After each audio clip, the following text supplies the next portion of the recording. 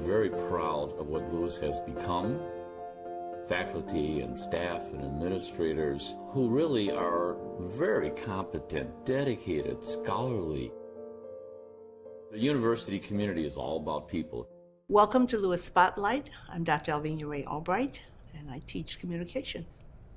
I had a very good childhood. I was raised by a warm family, a loving family, and we were indeed raised by a community, a village. My father was a coal miner. My mother was a wonderful homemaker, and I had 8 living siblings. So we had a wonderful, wonderful experience of learning to be independent but interdependent, and also learning to share, talk about values, and learning how to live in a group. We learned it early on. And additional to that, my parents brought most of their siblings from down south to live with us before they got into their adult lives. So we always had people in our household. We always shared our food, our space. That's why we never thought we were poor, but we were. We had plenty of food, we had plenty of love, and we had plenty of times to be surrounded with people who gave us lots of lessons and expected a lot from us. I actually went to Ohio State University because I received a full scholarship. That gave me the opportunity to truly get an education.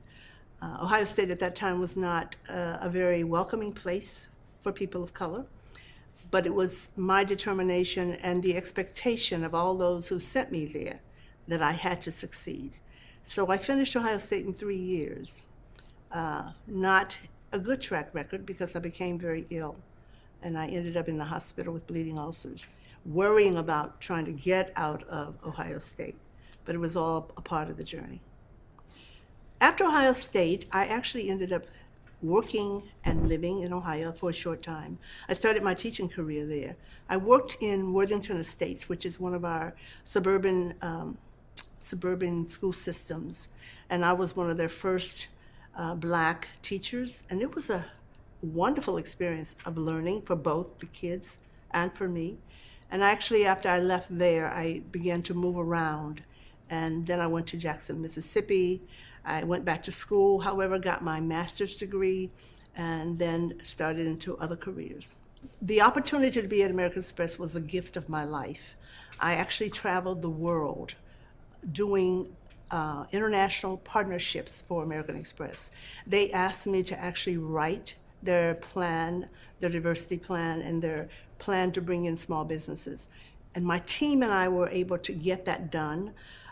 They wanted me to move up and to teach a team of 25 Alvenias, so to speak, to do the work that I was doing. And I knew that that expectation could not be met. I didn't feel you could train people to be okay with people.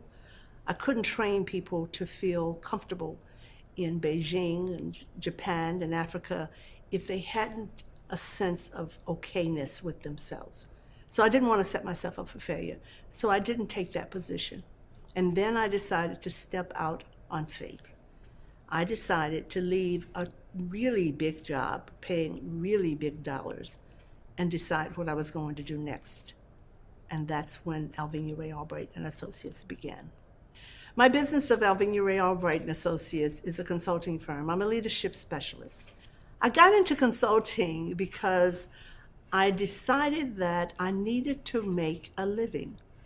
And people began to tell me that what I was doing for American Express was very valuable and still very valuable. So a lot of the clients that I introduced American Express to, a lot of national and international not-for-profits, began to ask me if I could come and give those lessons of leadership to their populations. And so I began to get the ask, and I didn't even go out for the ask. So it was all a part of the journey and all a part of what was to be for me. Ray of Hope Foundation is not my foundation. It truly is a legacy foundation. It is a foundation that I started in honor of my parents, but that also came out of my travel around the world with American Express. When I traveled every continent, I saw women in very disadvantaged states of being. I was so impacted, I felt like there was something I needed to do So I wrote a plan for American Express to be the pivotal partner, along with an institutional partner for education and a financial partner, and also a health partner. I knew that if we could get women to think holistically about who they were and what they were doing, we could train them to control their own money. We could train them to get an education. We could train them to be the entrepreneurs in their own communities and become independent people. So the idea, I wrote it for the American Express Foundation, and they loved it. They embraced it. But I also made the decision to not stay at American Express. And when I left American Express, it died. Ray of Hope Foundation became a mindset for me once I left American Express, and I wasn't able to implement it while I was there. I thought I had to find someone to do it. And actually, I think the universe was waiting for me to do it. So finally, after 2 years, I actually started the foundation in my home by inviting people to a holiday party and telling them about the vision that I had. And so we began and we continued. I set up all the paperwork because that's one of the things I was then teaching small businesses to do. And actually, about 6 years in the home, it grew until we outgrew my home. And so now we've been 7 years outside of the home, and we've grown to a terrific kind of mission and a passion for saving girls and working with young people. And our foundation is inclusive, so we serve all girls. And we generally have gone, the youngest has been 6 years old, and the oldest, I think, has been 31. We had started giving scholarships 6 years ago. We decided that the best way to help was to deal with this education gap. So we began to give scholarships. This year, as of our October event, we have given $33,000 in scholarships. But the biggest joy we've had is that we adopted a 9th grade class, and 2018, they will become our graduates. Last month, we actually gave their recognition, and to have seen the journey from 9th graders to now seniors, and girls who've gone through a lot in their lives. It was so rewarding, and it's work that you know makes a difference. So we love our foundation. We strive to keep it going. It has to go. It has to continue. There are far more people who need us than we're able to serve. And so we know we have to continue to grow it. We have to continue to get people engaged, and we have to continue to give back and save all of our kids, not just our girls. My book, They Matter, is a very important assignment, and it was an assignment, because it again relates to something that I was praying about. I was praying for guidance and for an opportunity to grow my foundation. My book is about life lessons that I have learned through engaging people and having people to touch my life. The lessons are so rich, and although the tributes are individually scoped, they are categorized. Every tribute has a group of life lessons. And I didn't recognize that as I was writing, because I've been writing tributes for a long time. I've done about 50. There are 25 published.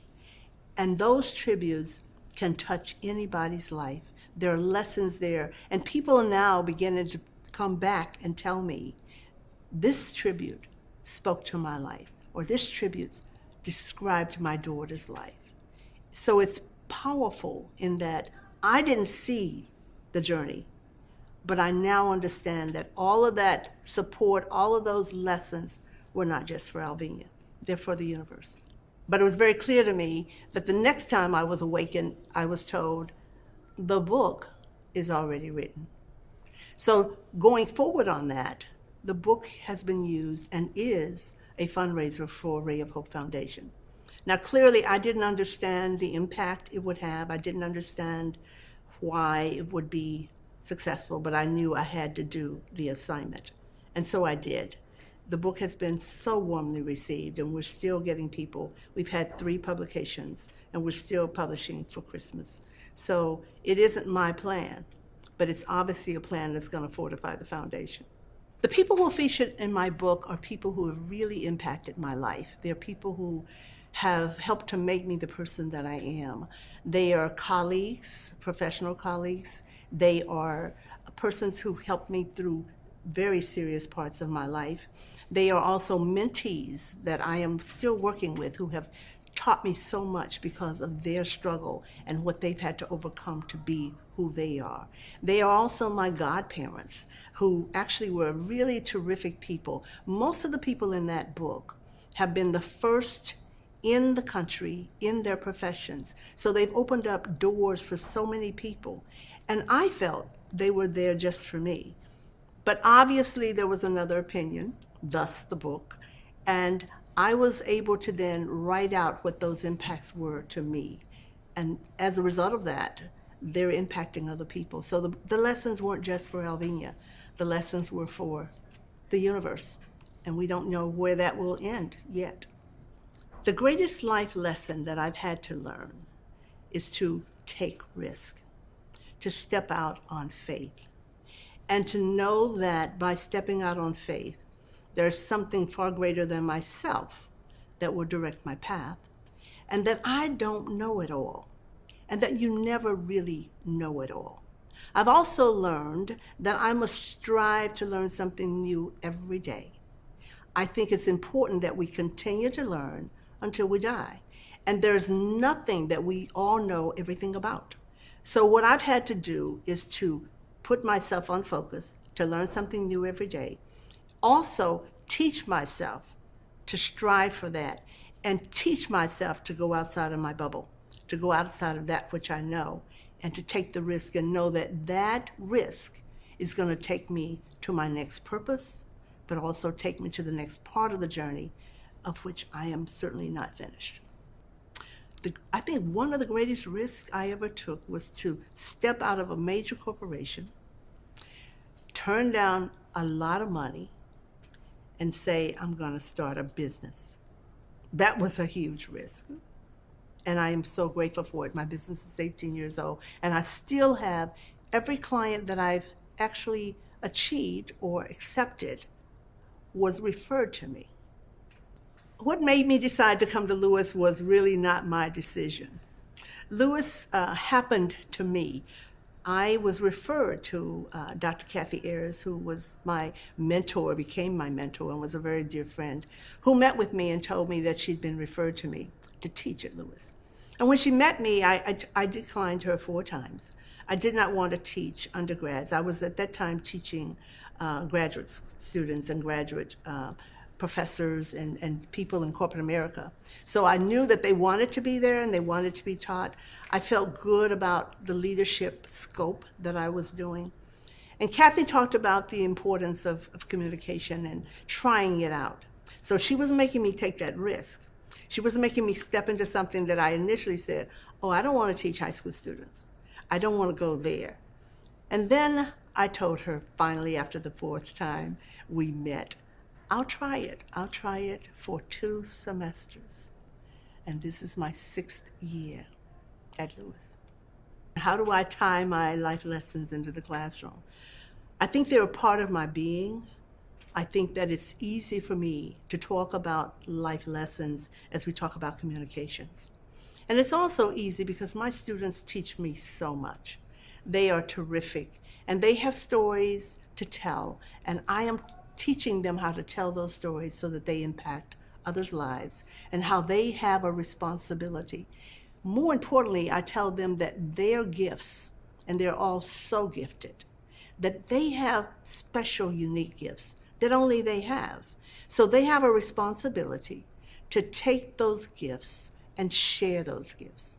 So I'm constantly talking about how you can better share your gifts. So we talk about how you present those gifts through the different speeches that we do. We also ask those students to get involved in community activities and to share their knowledge of struggle and of survival and of success, because I want them to know that they have a responsibility. It's not just about them. They have a responsibility. So the major lesson that I think I teach them is that you've got to give it back. And you've got to do more than just reach back and help others. You've got to give them instill in them a desire to want to step forward into an opportunity. That is what they have the opportunity to do. And that's what I think I encourage them to do almost every day, with every lesson. Students who've come back to me and said that I made an impact have been amazingly, interestingly fun to hear from. One student in particular who was in my classes my very first year, I think.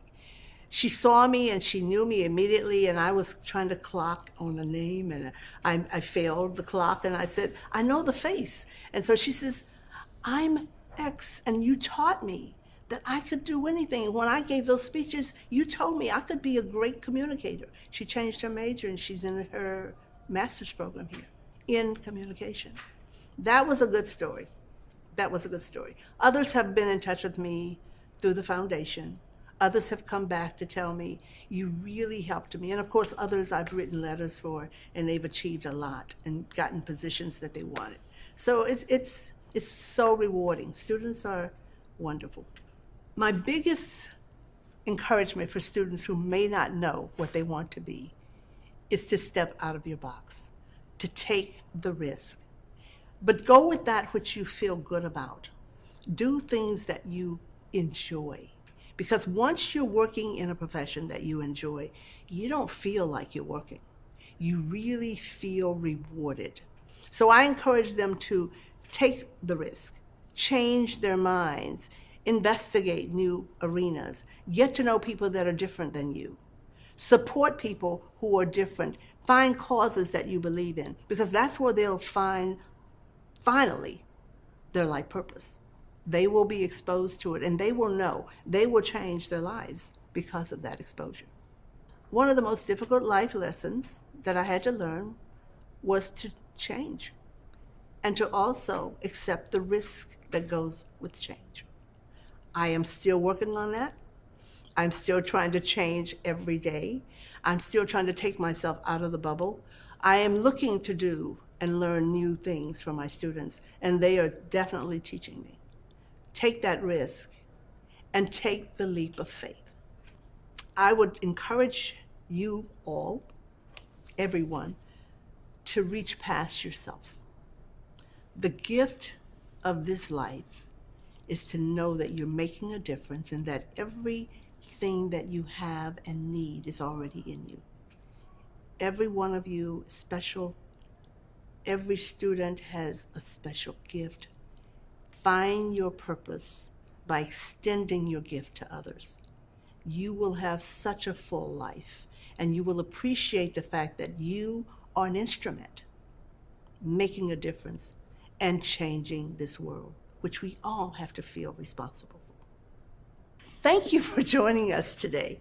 I hope you gained some insights on life lessons and how you too can make a difference and make the world a better place. Join us at www.rheapopefoundation.org and see some of the work that we're doing with the Rhea Pope Foundation, and also audiobook while you're there. You will enjoy the lessons that you will learn to live by.